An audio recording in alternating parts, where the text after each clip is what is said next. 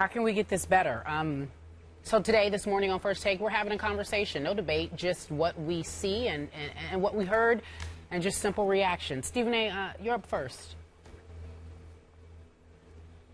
Well, what I take from that is that Roger Goodell acknowledges that he dropped the ball. And I think that that's important. When you're the commissioner of the National Football League, which is a multi-billion-dollar establishment, you got 1,800 players at the very least to oversee, along with 32 owners watching over you. It's the #1 sport in the nation, and obviously it has an incredible impact on us, on our society, simply because of how it affects the youth and how influential the actions of professional athletes and beyond can be. The league that governs them definitely has to take the kind of stance that the NFL has taken. I definitely think that even though the NFL dropped the ball, however, and they're considerably late to the party, I do think that Roger Goodell deserves a lot of credit for acknowledging his mea culpa, for being open about it, for acknowledging that he indeed made a mistake with giving Ray Rice a two-game suspension in July. I also think that he added to that by pointing out that, again, they didn't put forth the necessary due diligence. I know that we understand that the Baltimore Ravens did the same thing, Skip, when they said that they essentially listened to Ray Rice and his wife, Janae. They heard what transpired, and they didn't diligently pursue the second video that ultimately came out a couple of days ago, and that they made a mistake in that. They clearly was relying on the words of Ray Rice and his wife, along with the attorneys, along with the NFL Players Association, and they were also leaning on Ray Rice's history, which up to this point had been relatively pristine. He was considered a pillar of the community in Baltimore, never gotten into any trouble, didn't have any issues whatsoever, was very charitable and philanthropic with his time, his effort, his energy, and to some degree, from what I'm hearing, his dollars. So all those things taken into consideration, they gave him the benefit of the doubt as opposed to just simply doing a thorough investigation. So to come out and to implement the domestic violence policy that calls for an automatic 6-game suspension for a first-time offender and a lifetime ban for a second-time offender, obviously open to appeal, of course, and to make sure that you retroactively went back and said, you know what, the 2-game suspension is not enough, that it calls for an indefinite suspension after the Baltimore Ravens let him go. Considering that, along with the fact that Roger Goodell wisely made himself available to both CBS and to Christine Brennan of USA Today, I definitely think that the steps are being taken in the right direction, and we move on from here.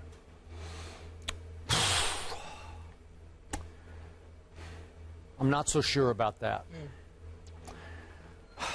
I must tell you that on two levels, on 2 points that the commissioner made in 2 different interviews, I was offended because I felt like the commissioner was insulting the intelligence of thinking NFL fans everywhere. And maybe the blindly loyal NFL fans will buy into what the commissioner is saying. They'll let it go in one eye and out the other, and onward and upward to Sunday or Thursday night, I should say, because that's the next night, and pretty much push all this back under the carpet where it was before. I can't do that. Let's do 2 different points. He used the word with Christine Brennan, did Roger Goodell. I suspected there was a second video. You suspected there was. He was in an Atlantic City casino in which we all know you are constantly videotaped in elevators or wherever you are around the gaming tables. There was more than one video. Yeah. There were so you suspected there was another one? Yeah. You're insulting my intelligence with the word suspected. You knew there was another video. And then we've gone on and on about this. Stephen A. has made great points about knowing NBA security. I have known several NFL security directors, starting with Larry Wansley of the Dallas Cowboys, still there, once the bodyguard of Whitney Houston, but he's a former FBI agent.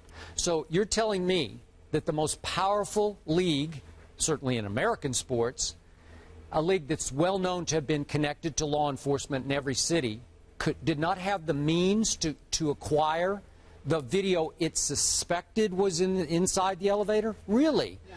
So after we saw the video, and after the commissioner saw the video of Ray Rice dragging his wife out of the elevator, now you have to wonder what happened inside the elevator. So now I'm on to point number 2.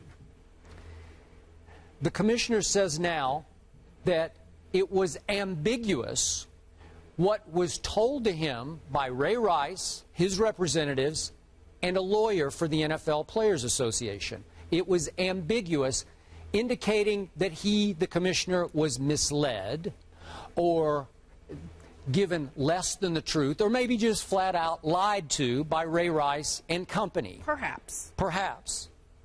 Well, come on. Well, what do you think he's going to do to save himself and to keep it at 2 games instead of 8 games or a whole year? What did you think you were going to hear from an abuser that was Ray Rice? And again, I don't want to get into the gory details of this, what he might or might not have said, because the commissioner would not provide any details of exactly what he was or was not told. But I'm sorry, I'm not buying that you listened to Ray and you listened to the NFLPA attorney and you nodded along and said, okay, that's fine. You get only 2 games. Really? You didn't suspect there was more to the story? You couldn't put 2 plus 2 together to equal 4? Why did you have to drag her out of the elevator?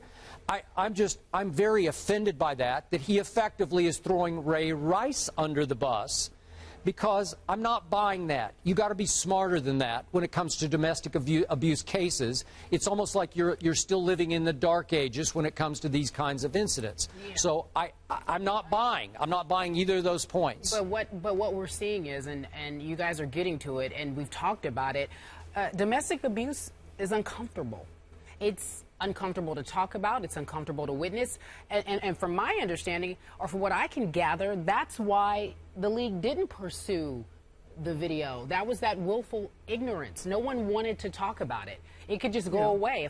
If I use the 2-game suspension, as I've done in the past with other ones, that's where he lands. That's where he is. He's okay with that. And you were talking about Christine Brennan. I'm looking at an article that she wrote. She said, treat off-camera abusers same as Ray Rice. Moving forward, what does the NFL do?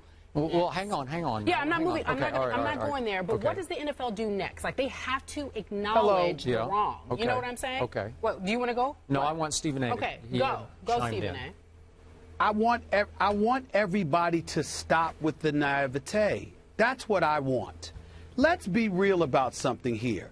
Nobody is saying that we watched Roger Goodell and we believed that those somersaults he was doing to avoid revealing all of this information, that he's speaking the truth and nothing but the truth, so help him God. We understand he was being evasive. We understand he was engaged in CYA mode, covering his you-know-what. Thank you. We get all that.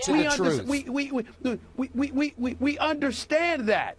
In no way did I mean to imply with my opening comments that Roger Goodell stood up there and was Honest Abe, for crying out loud. That's not where I'm going here.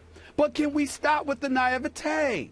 He is the commissioner of a multi-billion-dollar establishment overseen by 32 owners, okay? The NFL is the #1 sport in the world. They have grown exponentially in popularity. The money is coming out the wazoo so significantly, ladies and gentlemen, that the NFL is in a position to charge performers for their halftime Super Bowl performance. Oh, not pay them, charge them. You want to perform, you have to pay us. That's how pathetic it has become in terms of the NFL's willingness to money grab for everything. So if you find yourself in a situation where there is a tape out there that could ultimately impugn and sully the integrity of the league, what is going to be your default position? We ain't boo-boo the fools. We know what's going on here. The man was, see, to me, where Roger Goodell would be egregious to the point of deserving to be fired, is if he actually saw the video and said, I'm going to give Ray Rice the 2-game suspension anyway. That's a whole nother topic. And try to sweep it under the rug. Okay, that's all right. No, that's a whole nother topic. But without that, ladies and gentlemen, without that, what he did was position himself for exactly what we're seeing. Plausible deniability. Okay. It happens with the government. Yeah. It happens in the world of big business. It's happening now. Why are we acting surprised? Okay, but are you okay with that? Yeah, because it happens every day. Okay, Skip, all right. it's our job to call it like we see it, but it's his job to cover himself in the league to the best of his ability. Who doesn't do that? Skip, you're not okay with it? Who doesn't do that? It You're not happens okay every with day. it? I am not okay with it. No, I'm not okay with. I am not okay with Ray Rice hitting his woman, who Well, is now obviously his wife. Okay. I'm saying to you that in the world of big business, people tend to look. The NBA, the NFL, everybody. What do they have? They've got PR. They've got handlers. You've got spin doctors out there. The public relations field has Okay. become a multi-billion-dollar Okay, business. now It's you're all going down about the right spin. path. Okay, all right. But not all only I'm is saying. Roger Goodell not Honest Abe, he is Roger Dodger today. He's dodging all these points, Okay. and I'm back to my original conclusion. You weren't here yesterday, Yeah. but Stephen A. kept saying he dropped the ball. I said, no, he didn't drop it. He chose not to pick up the ball in the chose not to first deal place. with it, yeah. Why is Okay. that? Okay, this is just my 2 cents. This is strictly my opinion. I believe when it came to the domestic violence issue, back to your point, it is so uncomfortable. It can be such a slippery slope that early on this league said, hey, we're just going to stay away from it. We're going to. That's between a player and his wife, or a course. player and his girlfriend, or a player and his fiance, whoever it is, his significant other. That's between them. We don't really know what goes on because we get two sides to the story. So you know what? We're going to stay away from that one. That's their business. Maybe it's legal business. We'll let the court decide. And obviously, in this case, the court decided to give Ray Rice no more than anger management. And we're under the impression, it's reported that they did see the inside the elevator tape. Okay, that's a whole nother issue. And obviously, Roger Goodell can still fall back on that and say, well, gee, the court, we have the law on our side because the court ruled that he only deserved anger management. So we didn't look that bad when we just gave him 2 games. Oh, well, although he said it is up to the NFL to set standards. Absolutely it is. But I'm saying that's one out. That's one excuse. But to me, the bigger picture here is that they chose not to involve themselves, and how many of these domestic violence issues do we know about in the past? Sure. There's some pending right now, a Greg Hardy and a Ray McDonald, okay? And again, I can go back, but we don't have enough time on this show to tell you how many domestic abuse issues that I've had to deal with in my career that pretty much got swept under the carpet by several leagues that I've covered, because it's like that's not really our business here. We're not sure what to do with that. Okay, it's time to be enlightened about this, and I think we are all being a little more enlightened. Okay, so Stephen A., back to his point, he said Roger Goodell set himself up for plausible deniability by not seeing this video. I have a question. Help me out here. Did he not think, did top brass not think, did the think tank of the NFL not think that this video inside of the elevator would not eventually come out? Was it just arrogance? If he's setting himself up for plausible deniability, I don't see how they didn't think what happened inside of that elevator would make its way to the public. Okay, but again, to Stephen A.'s point, he's saying that then they can say, well, we tried to get it and we couldn't. They surely knew, like I used the word, he told Christine, I suspected there was you knew there was a second video from inside the elevator because it's in a casino. So did you try very hard to acquire the second tape? I say no. Do I know that for a fact? I don't. But all my instincts of having covered this league for, 35 years now, this league is so connected that there's no way that TMZ is going to acquire the second video before the NFL acquires it. I'm sorry, I'm not buying that one. All right.